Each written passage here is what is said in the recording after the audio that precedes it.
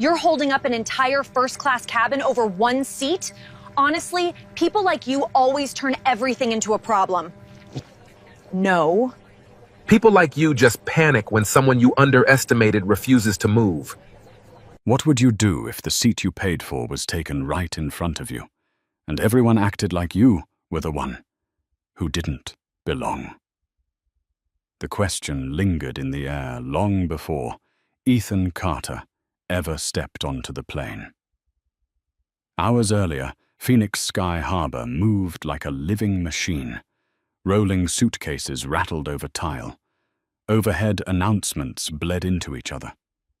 Voices rose, fell, disappeared. And through it all, Ethan walked slow, deliberate, like a man carrying weight no one could see. 42 years old, clean cut, tired in a way sleep didn't fix. His phone buzzed in his pocket. Again. He didn't check it. Not today.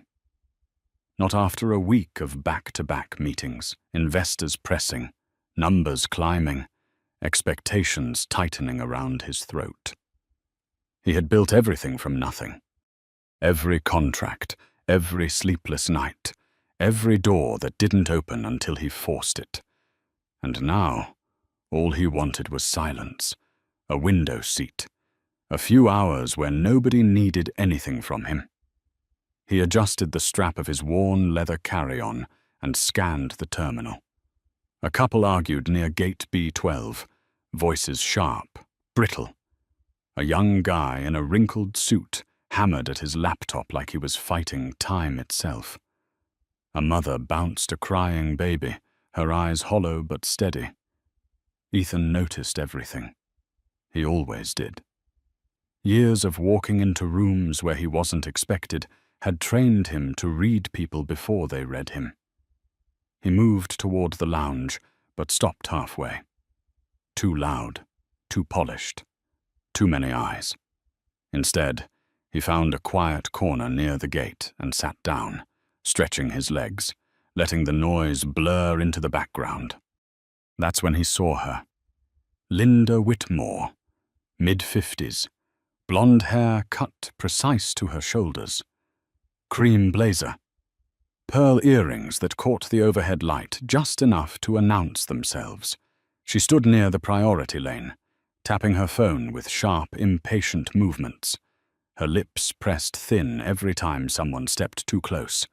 The kind of woman who didn't just expect things to go her way, she assumed they already had. Ethan watched for a second, not judging, just observing. Then he looked away. Boarding was called. The usual chaos followed. People crowding before their group was announced. Subtle pushing, forced smiles, that quiet desperation to be first, to be seen, to be ahead. Ethan waited. Calm. When his group was called, he stepped forward, handed over his boarding pass, and walked down the jet bridge without looking back. The plane greeted him with soft lighting and controlled quiet. First class, clean lines, neutral tones. The faint scent of something expensive trying too hard to be subtle. He moved down the aisle, counting rows without thinking. 1, 2. And then he stopped. Seat 2A. His seat. Occupied. Linda Whitmore sat there like she had always been there, her handbag tucked neatly beside her, a glass of sparkling water resting in her hand. She didn't look surprised, didn't look confused. She looked settled. Ethan blinked once. Slow. For a split second, nothing moved. Not the air, not the noise. Just that moment stretching thin, tight, ready to snap. Behind him, a passenger cleared his throat. Another shifted impatiently. Ethan stepped closer. "Excuse me," he said, voice calm, controlled. "I think you're in my seat." Linda looked up. Her eyes moved over him. Sneakers, Jeans. Plain polo. No watch worth noticing. No signal of status she recognized. Her smile came quick, polite, dismissive. "No," she said lightly, turning back to her phone. "I'm exactly where I'm supposed to be." The cabin didn't erupt. It didn't need to. It tightened, like everyone already knew what was about to happen. Ethan didn't move. He stood there in the aisle, one hand still wrapped around the handle of his carry-on, the other resting loosely at his side. But his fingers had tightened just enough to show restraint, not hesitation. The kind of stillness that wasn't weakness, the kind that meant something was being measured. "I'm pretty sure that's seat 2A, he said again, voice even, almost quiet, like he was giving her space to correct herself. Linda exhaled through her nose, slow, controlled, the sound edged with irritation. She turned her head just enough to look at him again, this time longer, more deliberate. Her eyes scanned him from head to toe, not quickly, not carelessly. She was assessing, sorting, filing him somewhere in her mind. "I fly this route every month," she said, her tone sharpening, just enough for the man behind Ethan to hear. "I always sit here." A pause. Not confusion. Not doubt. Certainty. Ethan tilted his head slightly. "Seats don't belong to people," he replied. "They're assigned per ticket." That earned a faint laugh from somewhere behind him, low, uncertain, like someone didn't want to be heard agreeing. Linda's lips tightened. She reached for her phone, flicked the screen toward him without standing up. "There." 2A, she said, tapping it with her finger, like she was presenting evidence in court. Ethan leaned in, just enough to see. 3, see clear. Undeniable. He straightened slowly. "That says 3C, he said. For a split second, something flickered across her face. Not confusion, not quite. Something closer to annoyance at being corrected. "That's a mistake," she replied immediately. "Too fast. They always mess these things up. But I booked first class weeks ago." "So did I," Ethan said. The words landed heavier than he intended. Not loud, not aggressive, just firm. The air shifted. A man across the aisle lowered his newspaper. A woman 2 rows back leaned slightly into the aisle, pretending to adjust her bag. The quiet curiosity of strangers began to gather, pulling the moment into focus. Linda crossed her legs, settling deeper into the seat, her posture stiffening. "Look," she said, her voice dropping into something colder, more controlled. "I don't have time for this. Just take another seat." Ethan didn't answer right away.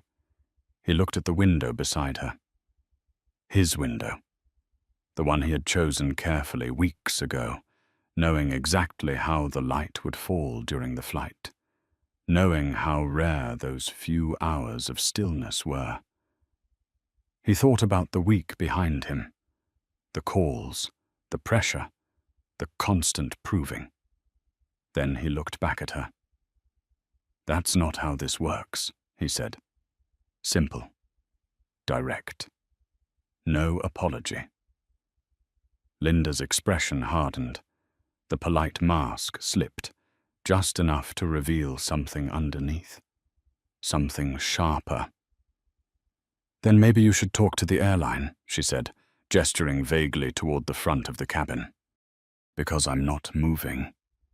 A murmur rippled through the surrounding seats, not loud, not obvious. But there, Ethan felt it, the weight of eyes, The quiet expectation. The unspoken question hanging in the air. What is he going to do? He shifted his stance, squaring his shoulders slightly, not in confrontation, but in presence. "Ma'am," he said, voice steady. "That is my seat. I paid for it. I booked it. I'm going to need you to move." The word need hung between them. Linda let out a short, sharp laugh. "Need," she repeated, like the word itself amused her. "You don't get to tell me what I need to do." Behind Ethan, someone muttered, "This is ridiculous." Another voice, quieter. "Just move already." But it wasn't clear who they were talking to. Linda leaned back, completely at ease now, like the situation had already been decided in her favor. She picked up her glass, took a slow sip, never breaking eye contact with him. "Find another seat," she said. Problem solved. Ethan didn't move, didn't look away, didn't raise his voice. But something in his expression changed. Subtle, almost invisible. The kind of shift you only notice if you're paying close attention. Because this wasn't new to him. This moment, this exact moment. The assumption, the dismissal. The quiet rewriting of reality where he was. The inconvenience. He had lived it before. Boardrooms, hotels, restaurants where the reservation somehow wasn't in the system. Always the same pattern, different faces, same script. But this time, he didn't step aside. "No," he said, one word, flat, final, and just like that, the temperature in the cabin dropped. The silence broke the second that word landed. No, not loud, not aggressive, but it cut clean through the cabin like something sharp enough to leave a mark. Linda's fingers froze around the glass for half a second before she set it down with a controlled, deliberate motion. Her jaw tightened, the faintest twitch near her cheek betraying the shift underneath her polished exterior. "I beg your pardon," she said, her voice lower now, colder, each word measured. Ethan didn't blink. "I'm not moving," he replied. A man in the aisle behind him shifted his weight, exhaling louder than necessary. Someone else cleared their throat. The quiet tension that had been building now had shape, direction. Linda leaned forward slightly, elbows brushing the armrests, her posture no longer relaxed. "You're holding up boarding," she said, her tone sharpening, projecting just enough for others to hear. "People have places to be." Ethan glanced briefly over his shoulder. Eyes met his, then quickly looked away. No one stepped in. No one ever did. He turned back to her. "Then let's not hold it up," he said. "You can take your assigned seat." That did it. A flicker of anger broke through. "You don't tell me where to sit," Linda snapped, louder now. Heads turned fully. Conversations died mid-sentence. "I said I always sit here." Ethan's grip tightened on his bag. Not visibly, but enough. "And I said, it's not your seat." The two statements hung there, colliding, neither giving way. From the front of the cabin, a flight attendant appeared, early 30s, dark hair pulled tight into a bun. Name tag, Jessica Miller. Her smile was all wool, ready in place, but it was the kind that came from training, not comfort. "Is there a problem here?" she asked, stepping into the narrow space beside them. Linda didn't hesitate. "Yes," she said quickly, gesturing toward Ethan without looking at him. "This man is insisting I'm in his seat." Jessica's eyes moved to Ethan. A quick scan. clothes, posture, expression. The assessment happened in seconds. Ethan held out his boarding pass without being asked. "Seat 2A, he said calmly.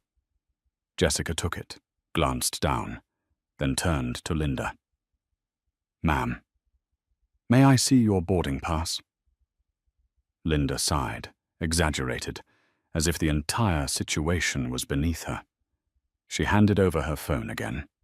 "I've already explained this." Jessica looked at the screen.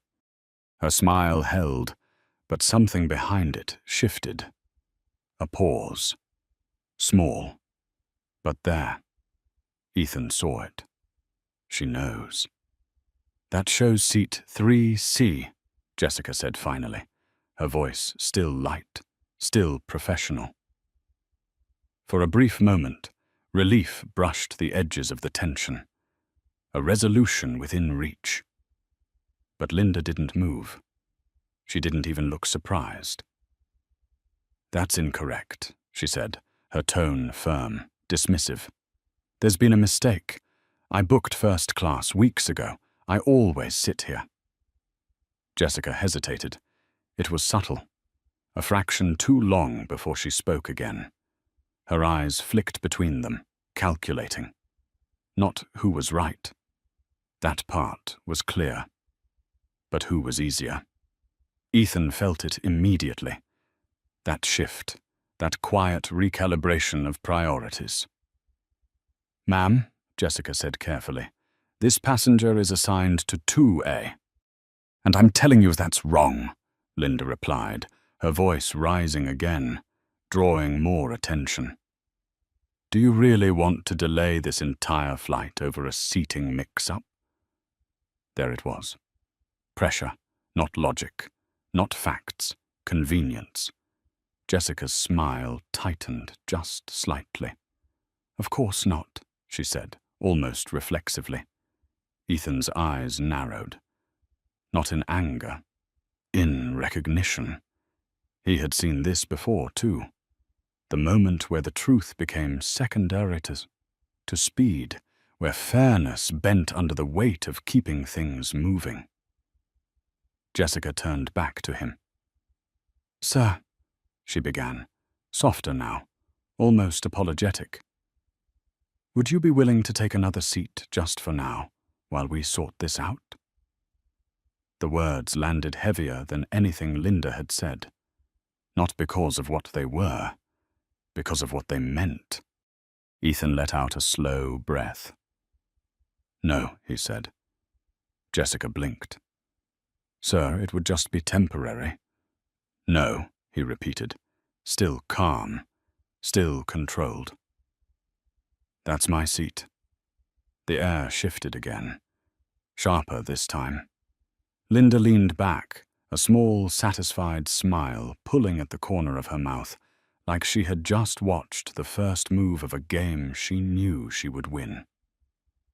Jessica's posture straightened. The warmth in her voice faded, replaced by something more formal, more distant. "Sir," she said, a little firmer now, "we're trying to resolve this without further disruption." Ethan looked at her, really looked this time, at the hesitation, at the choice she had already made. "You already know how to resolve it," he said quietly. And for the first time, Jessica didn't have an answer. The cabin held its breath. Jessica's fingers tightened slightly around the boarding passes. For a moment, she didn't speak. The cabin noise had dropped into something thin, stretched tight, like a wire pulled too far. Every movement felt louder now. A seatbelt clicking, a cough somewhere in the back, the low hum of the plane breathing beneath it all. She glanced at Ethan again, then at Linda. Back to Ethan. The decision was already forming. "Sir," she said, choosing her words carefully. "We're on a tight departure window. I need your cooperation here." Ethan didn't move. You have it, he replied. By asking her to move. A flicker crossed Jessica's face. Annoyance this time. Quick. Controlled. Gone just as fast. Linda let out a soft laugh, shaking her head like she couldn't believe what she was hearing. This is unbelievable, she said, louder now. You're going to hold up an entire flight over this? A few heads nodded.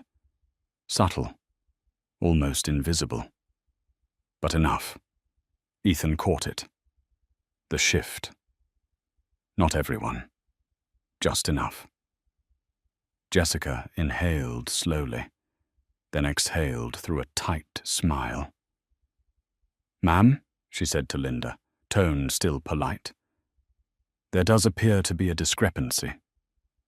No, Linda cut in sharply. There's confusion because he doesn't understand how these bookings work.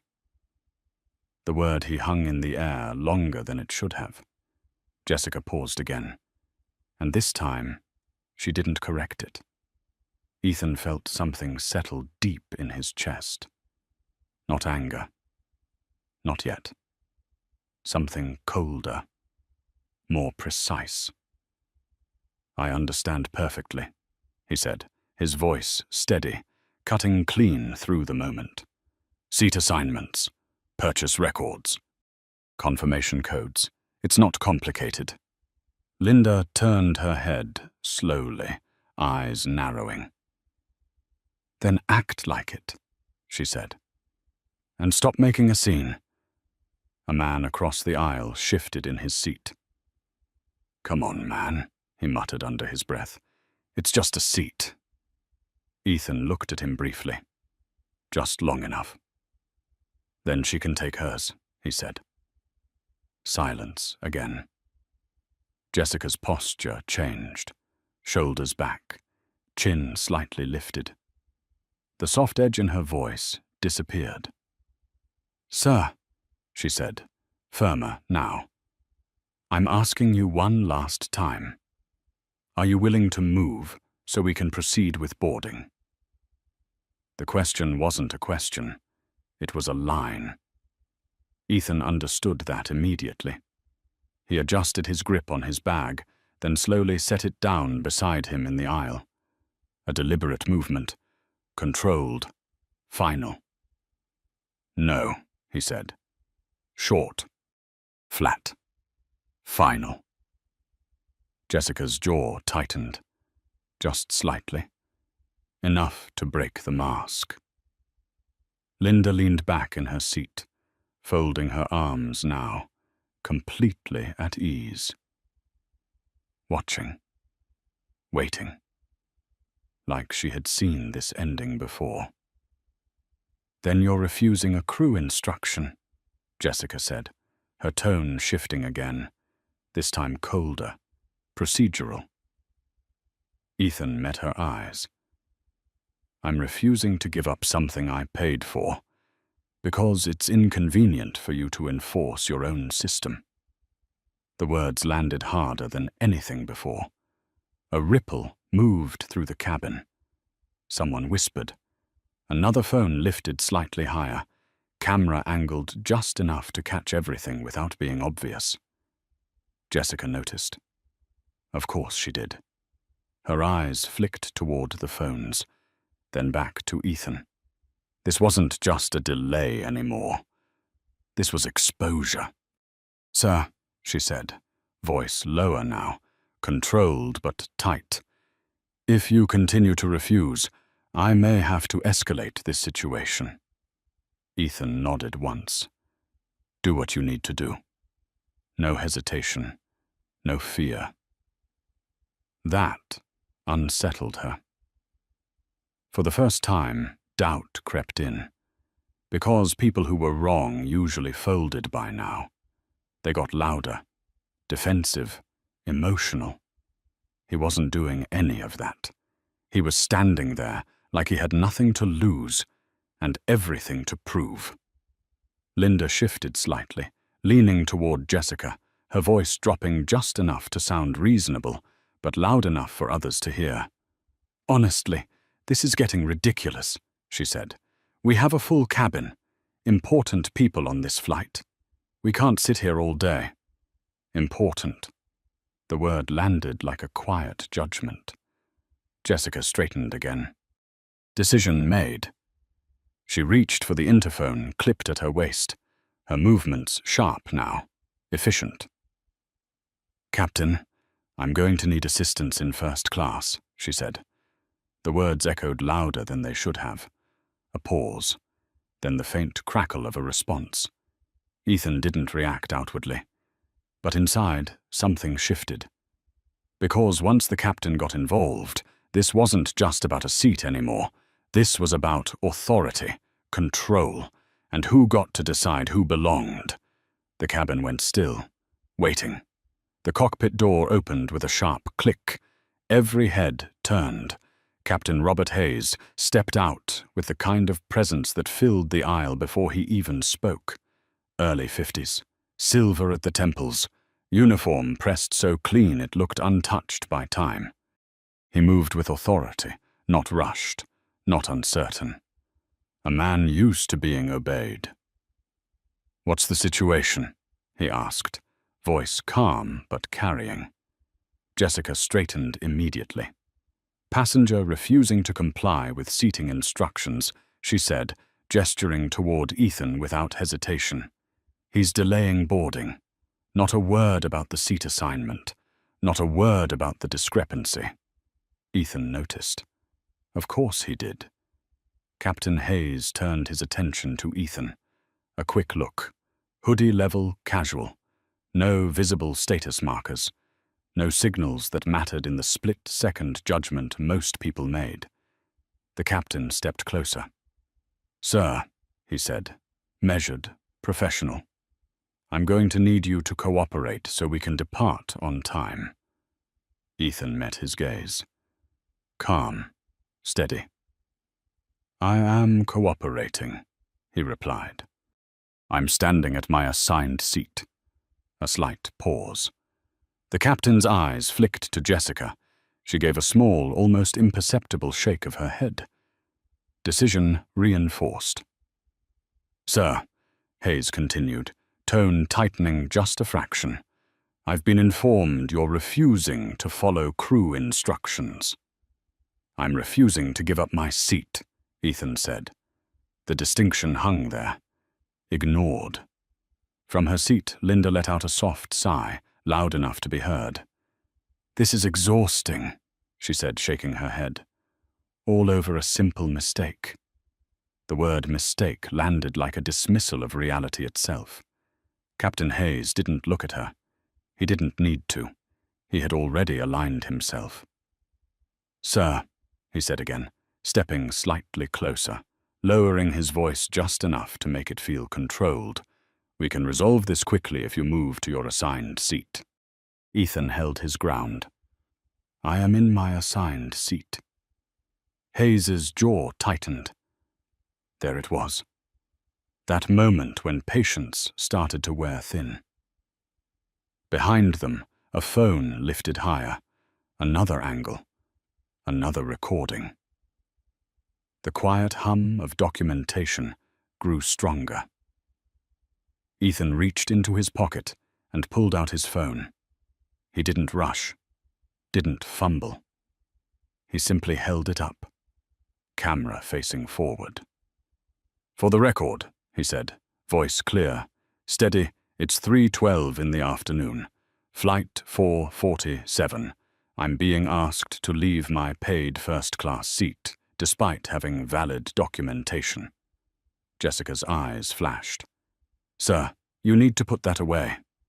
"I'm documenting," Ethan replied. "You're being disruptive," Captain Hayes added, sharper now. Ethan didn't lower the phone. "No," he said. "I'm being documented." A ripple moved through the cabin.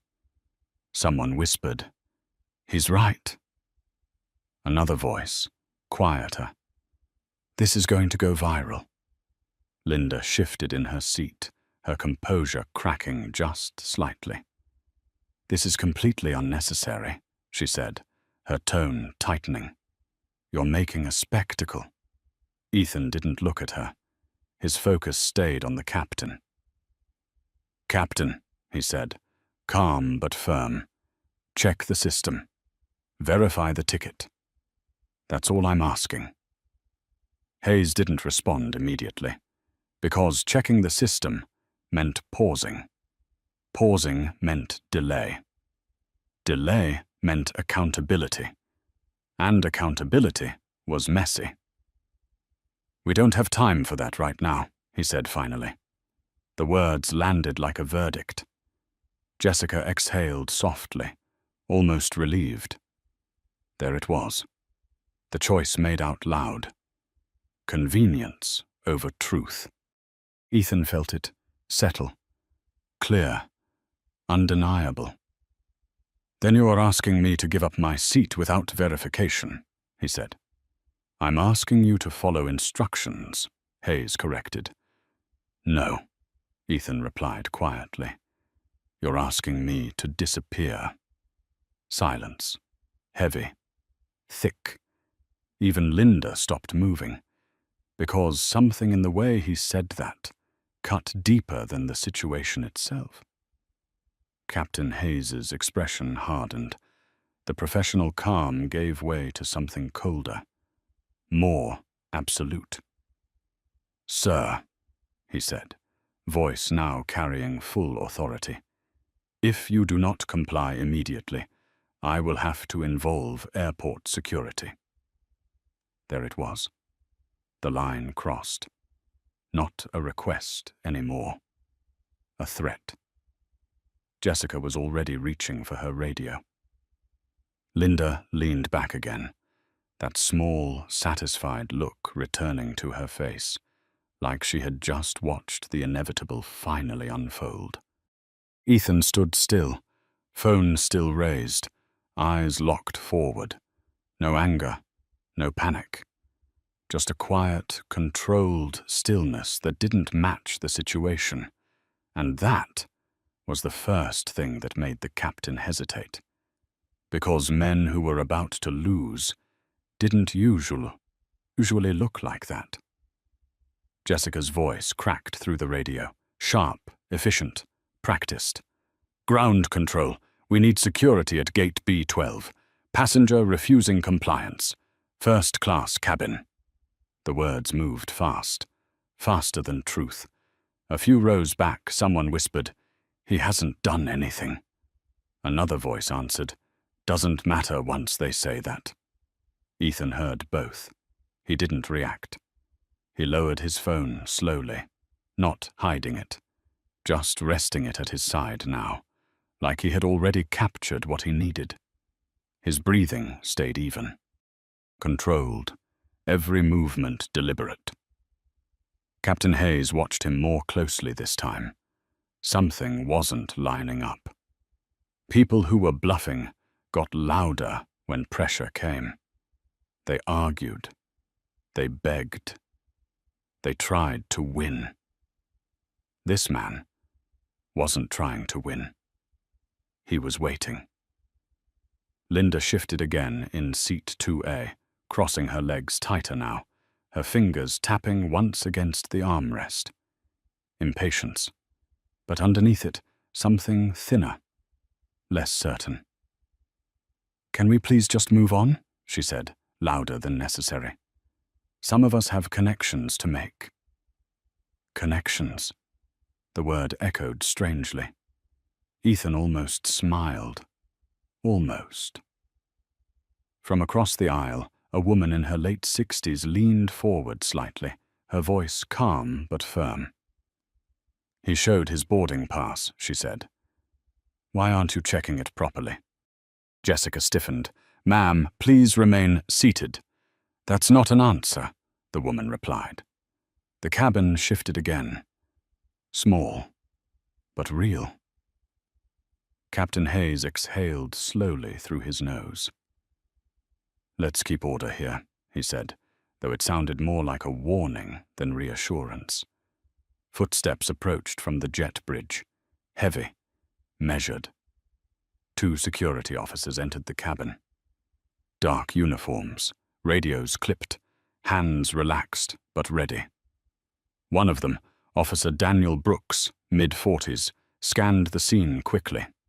Years on the job had taught him how to read tension before anyone spoke. "What's going on?" Brooks asked. Hayes gestured toward Ethan. "Passenger refusing to follow crew instructions. Won't move from a seat that's not assigned to him." Not assigned to him. Ethan heard it. The rewrite. Brooks turned to Ethan. His tone shifted immediately. Not soft, not aggressive, just neutral. "Sir, can I see your boarding pass?" Ethan handed it over without a word. Brooks studied it carefully. Longer than Jessica had. Longer than the captain. He checked the name, the seat, the code. Then he glanced at Ethan's ID. Back to the pass. "Seat 2A, Brooks said quietly, almost to himself. Jessica stepped in quickly. "It's fraudulent," she said. "We believe he manipulated the system." Brooks looked up at her. Really looked. "How would that happen?" he asked. Jessica hesitated. "Just a fraction." "Well, people do it," she said. "We've seen it before." The words sounded thinner now, less certain. Brooks didn't respond right away. He handed the boarding pass back to Ethan, slower this time. Thoughtful. Linda shifted in her seat again, her voice cutting in, sharper now. "Officer, I've been sitting here the entire time." This is clearly a misunderstanding. Brooks glanced at her phone screen, still lit in her hand. 3C. He saw it. He didn't comment. Instead, he turned back to Ethan. "Sir," he said, calm, measured, "would you mind stepping off the aircraft with us for a moment so we can sort this out at the gate?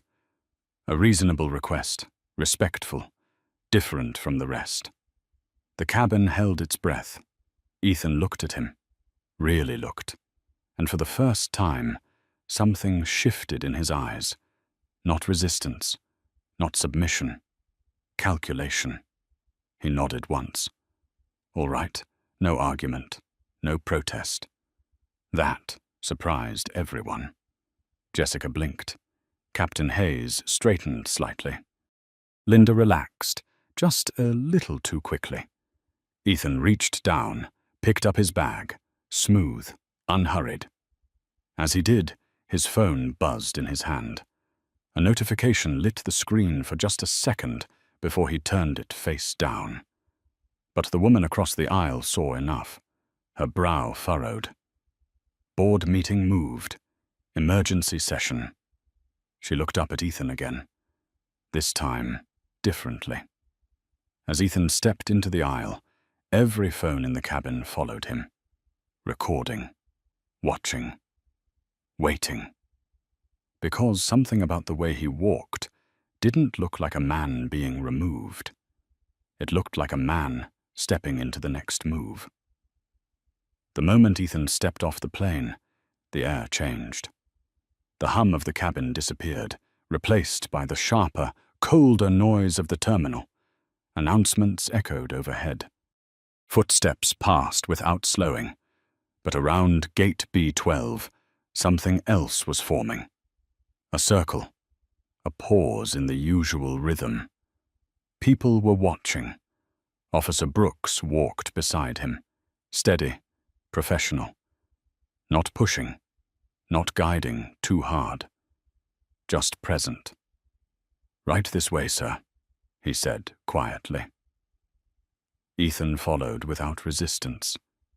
Behind them, the plane door remained open. Passengers leaned slightly into the aisle, phones still raised, trying to catch whatever came next. A few had already stepped into the jet bridge, pretending to stretch, pretending to check their bags. But really, they didn't want to miss it. At the gate, a woman in a navy blazer approached with purpose. Janet Collins, late 40s, sharp posture, the kind of authority built over years of being the one people called when things went wrong. "What's the hold-up?" she asked, her voice brisk, already halfway to a conclusion. Brooks handed her the boarding pass. "Seat verification issue," he said. "Passenger claims, first class 2A." Janet took the document, her eyes scanning quickly. Then slower. Then again. Her expression didn't change much, but something tightened. She looked up at Ethan, then back at the pass, then at his ID. "Mr. Carter," she said, pronouncing it carefully, like she was testing how it sounded. "These documents appear valid." A small ripple moved through the small crowd gathering nearby. Someone whispered. So he was right. Janet held up a hand slightly, silencing the space without raising her voice. "However," she continued, tone shifting, "given the situation on board and the crew's concerns, it may be best if we reassign you to another seat for this flight." There it was again. Different words. Same outcome. Ethan didn't react immediately. He stood there, still, his bag at his side, his face unreadable. People watched him the way people watch something just before it breaks. "What concerns?" he asked. Janet blinked once. "Disruption," she said. "Refusal to follow crew instructions." "I asked them to verify my seat," Ethan replied. "And they asked you to move," she countered. The exchange hung between them. Simple. Clean. Completely disconnected from the truth. Ethan let out a slow breath. "So the issue isn't whether I'm right," he said quietly. "It's whether I'm convenient." Janet's jaw tightened slightly. "The issue is getting this flight out on time." Of course it was. Around them, more people had gathered. Some pretending to scroll through their phones. Others not pretending at all. Cameras angled, voices low. The story was already moving beyond this gate. From the jet bridge, Linda appeared. She didn't come all the way out at first, just enough to be seen, arms crossed, watching, waiting. Janet noticed her, then looked back at Ethan. "Sir," she said, firmer now, "you have two options. You can take an available seat in coach, or we can rebook you on the next flight." A pause. "Coach," she added, like it was a compromise. The word landed harder than it should have. Not because of the seat, because of what it represented.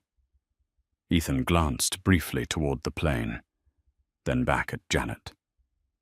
"May I speak to your district manager?" he asked. Janet let out a short, incredulous laugh. "The district manager," she repeated. "Sir, I am the highest authority at this gate." "I understand that," Ethan said, "and I'd still like to escalate." The word escalate shifted the air again. Janet's expression hardened. "You can file a complaint online like everyone else," she said. "Right now, I need a decision." Behind Ethan, the woman from the plane stepped forward. Late 60s, calm eyes, steady voice. "He showed his ticket," she said. "He wasn't disruptive. I was there." Janet didn't turn. "Ma'am, this doesn't concern you. It concerns anyone who's watching this," the woman replied. A few heads nodded. Phones lifted higher. The pressure was no longer contained. Ethan checked his watch. Small movement, but precise. Janet noticed. Expensive. Too expensive. Something didn't add up. "Sir," she said again, slower now, more cautious. "I need your answer." Ethan looked at her. Not angry, not frustrated, just certain. And that certainty was starting to spread, because for the first time, the question wasn't whether he belonged. It was whether they had just made a very expensive mistake. Ethan didn't answer right away. He let the silence sit there, heavy, deliberate, stretching just long enough to make everyone feel it. The terminal noise seemed to fade behind the moment, like the world had stepped back to watch what he would do next. Janet shifted her weight. "Sir," she pressed, tighter now. "Coach or next flight?" Simple options. Controlled options. Ethan reached into his pocket and pulled out his phone again. Not rushed, not dramatic, just precise. His thumb moved once across the screen, then he lifted it to his ear. "I'm going to need you to hold the board," he said, voice low, calm, like he was continuing a conversation already in progress. "Yes." "Now." A pause. He listened. Janet frowned. "Sir, you can't make calls while we're resolving." Ethan held up a finger. Not aggressive, just enough to stop her. The gesture landed harder than any raised voice. Across the gate, people leaned in. Phones angled higher. A teenager whispered, "This is about to blow up." Ethan turned slightly, lowering his voice even more. "Get legal on standby," he said, "and loop in operations. I want names. Everyone involved." Another pause. His eyes lifted, scanning the gate slowly. Not searching. Measuring. Then quieter. "No.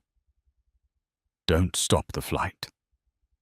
Janet's expression shifted. That sentence didn't fit the situation. Not stop the flight. That wasn't how normal passengers talked. "Sir," she said again. But this time there was hesitation threaded into it. "I need you to end that call." Ethan didn't look at her. "I'll handle it personally," he said into the phone. Then he hung up. Just like that. No explanation, no apology. The silence that followed was different now. Thicker. Uncertain. From the jet bridge, Linda stepped fully into view this time, her heels clicking against the floor. Sharp. Controlled. "This is getting ridiculous," she said, her voice carrying again. "Are we really delaying an entire flight because he refuses to cooperate?" But even as she spoke, her eyes flicked to Ethan. Something had shifted. She felt it. She just didn't understand it yet. Janet crossed her arms. "Sir, last time," she said, voice firm but no longer steady. "Your decision." Ethan slipped his phone back into his pocket. His gaze settled on her.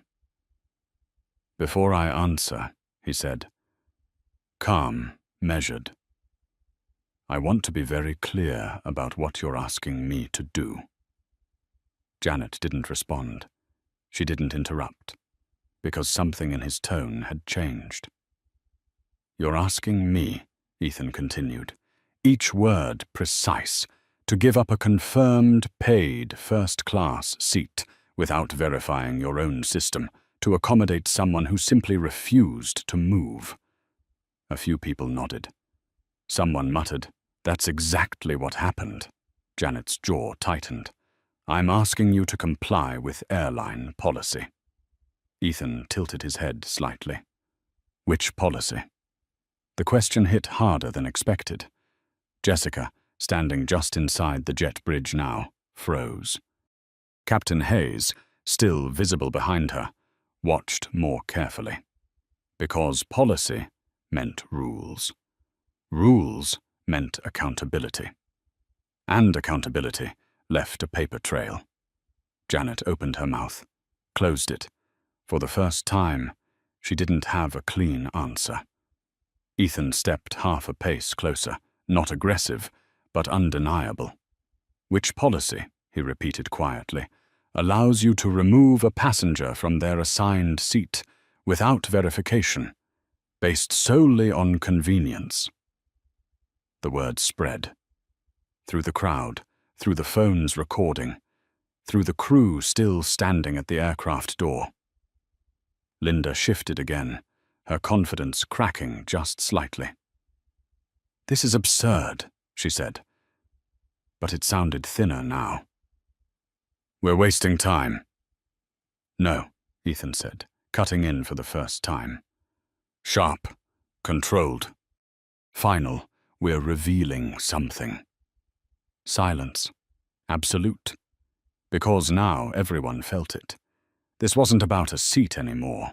It wasn't even about this flight. It was about something bigger, something systemic. And standing in the middle of it was a man no one had taken seriously. Until now. Janet swallowed subtly. "Sir," she started. Ethan didn't let her finish. "My answer," he said, his voice steady, unwavering, "is no. Not loud, not dramatic." But it landed like a door closing, and somewhere, just beneath the surface, the consequences had already started moving. The phone in Janet's pocket buzzed. Once, then again. She ignored it the first time. By the third vibration, she couldn't. Her hand moved almost on instinct, pulling it out, eyes flicking to the screen. The color drained from her face so subtly most people wouldn't notice, but Ethan did. Of course he did. "Excuse me," she said, stepping a few feet away, turning her back slightly to the crowd. She answered the call in a lower voice. "This is Collins." A pause. Her posture changed. Not dramatically. Just enough. "Yes, I'm aware of the situation," she continued. Another pause. Longer this time. Her shoulders stiffened. "I understand." Across the gate, people leaned in, trying to read her expression, trying to piece together what was happening from fragments. Jessica stepped closer to Captain Hayes. "What is it?" she whispered. Hayes didn't answer. He was watching Janet, and for the first time since he stepped out of the cockpit, he looked uncertain. Janet turned back slowly. Her eyes went straight to Ethan. Different now. Not dismissive, not irritated. Careful. "Sir," she said, voice lower, controlled in a way that felt rehearsed mid-sentence. "May I speak with you privately?" A ripple moved through the crowd. Ethan didn't move. "No," he said. Simple. Direct. "I'm comfortable right here." The words landed like a line drawn in concrete. Janet hesitated. Just a fraction.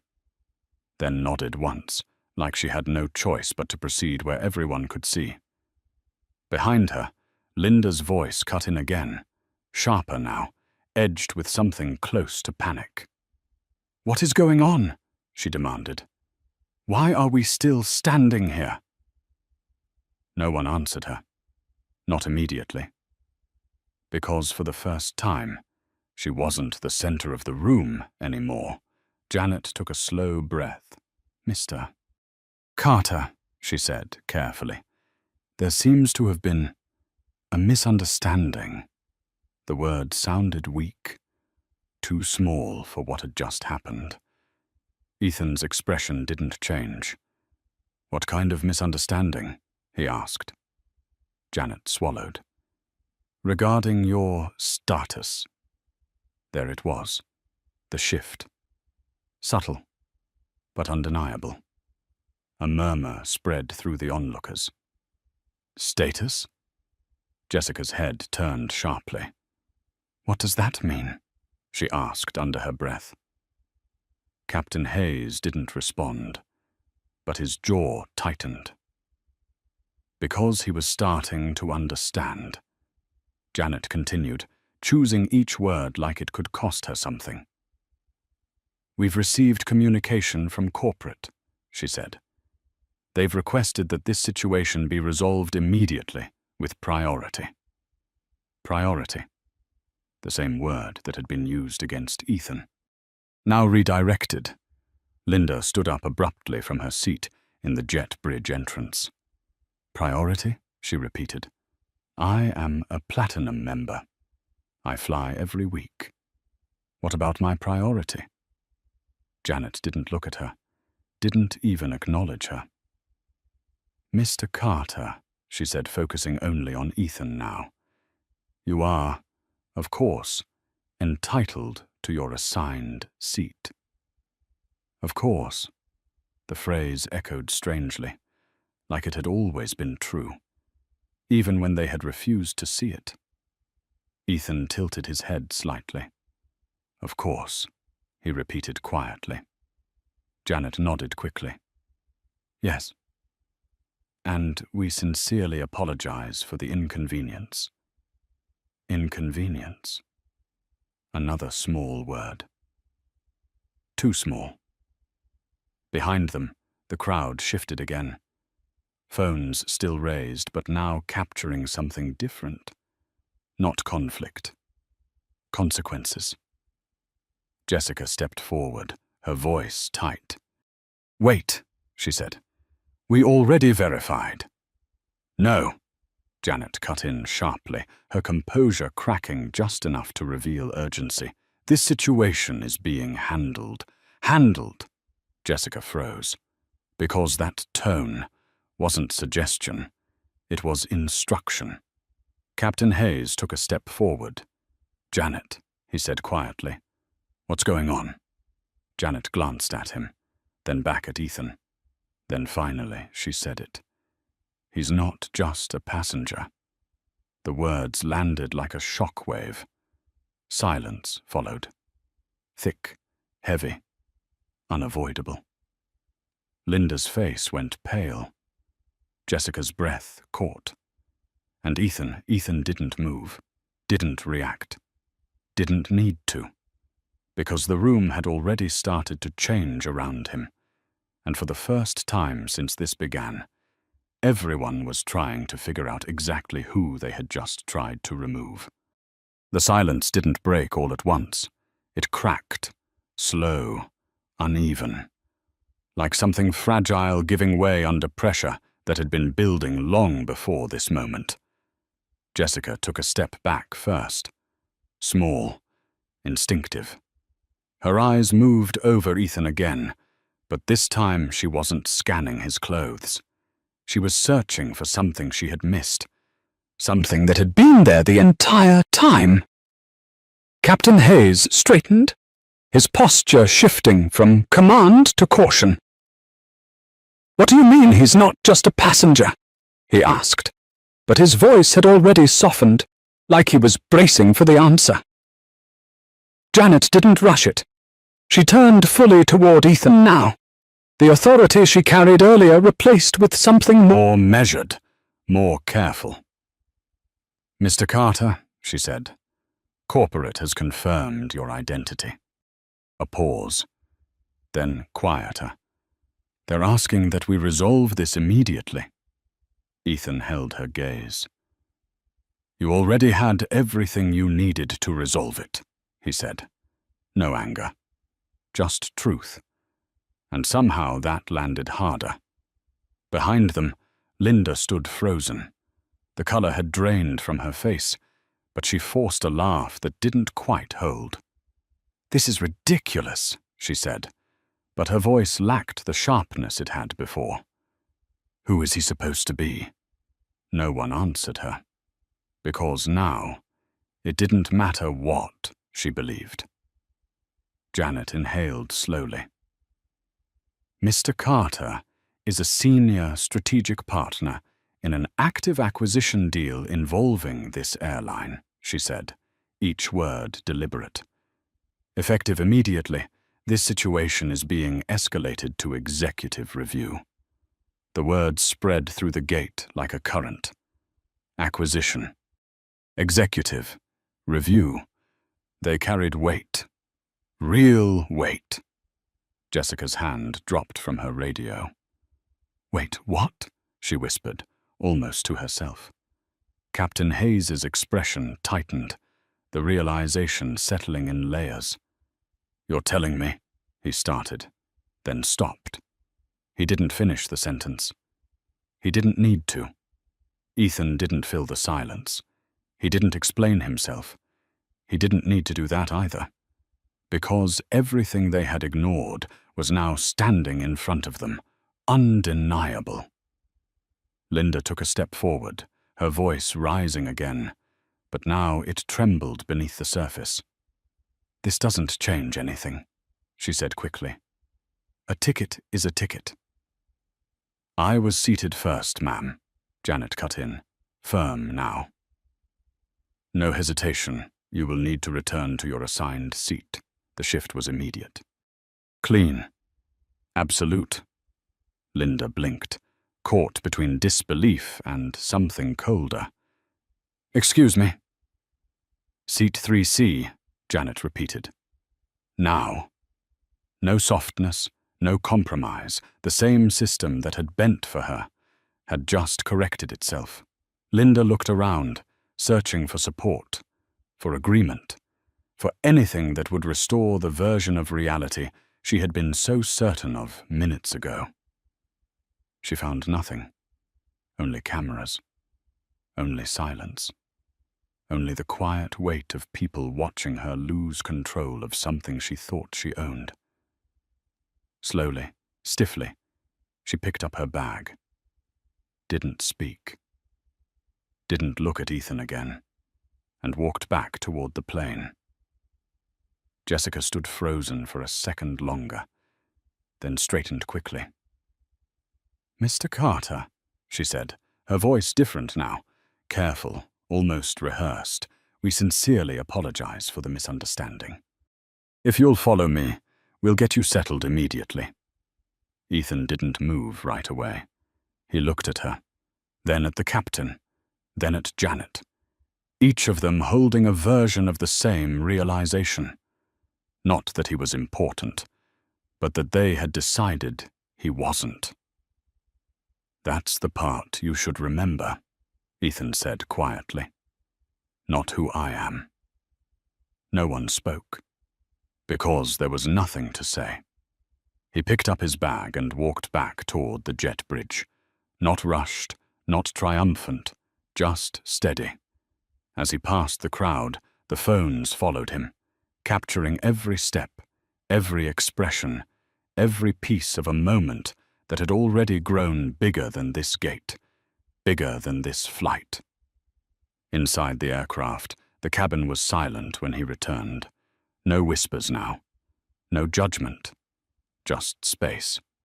Jessica stepped aside, letting him pass first. Seat 2. A waited. Exactly where it had always been. Ethan placed his bag down, sat by the window, and looked out as the light shifted across the runway. For a moment, everything was still again. But something had changed. Not in him. In them. Because now they had seen it. How quickly respect could disappear. How easily truth could be ignored.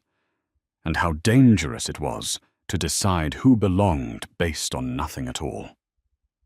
The door closed. The plane prepared to depart.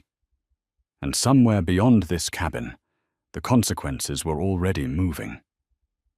If this story made you see things differently, make sure to like, subscribe, and drop 3 words in the comments. Know your worth.